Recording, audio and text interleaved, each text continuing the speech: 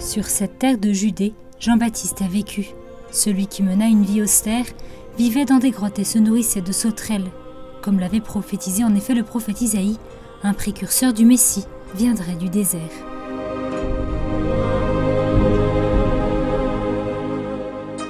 La veille de la fête de la naissance de Jean-Baptiste, sur le lieu où se trouve aujourd'hui le monastère franciscain de Saint-Jean du Désert, des vêpres solennelles ont été célébrées. Pour l'occasion, franciscains et religieux se sont rendus en pèlerinage à la grotte où, selon la tradition chrétienne, Jean-Baptiste a passé une partie de sa vie avant le début de sa mission.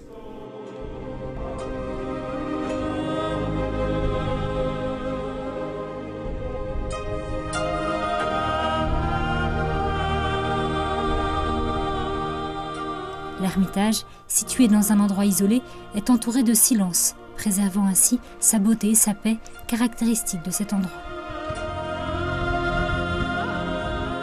Fils de Zacharie et d'Élisabeth, le cousin de Jésus, Jean-Baptiste, était le dernier des prophètes. Il a annoncé la venue du Christ et prêchait la conversion des péchés.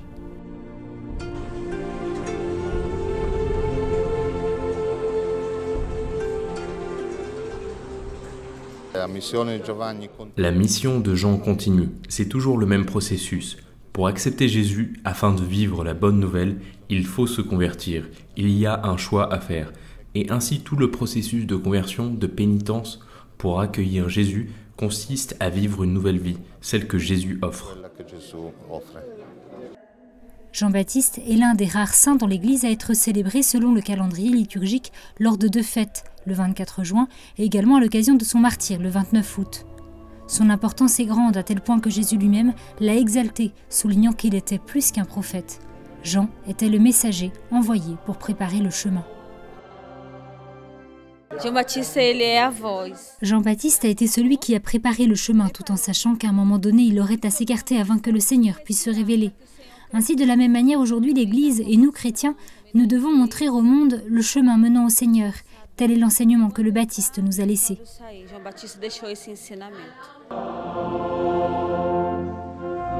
Lors de la solennité de la nativité de Saint Jean-Baptiste, la Sainte Messe a été célébrée dans l'église du sanctuaire commémorant sa naissance à Enkarim.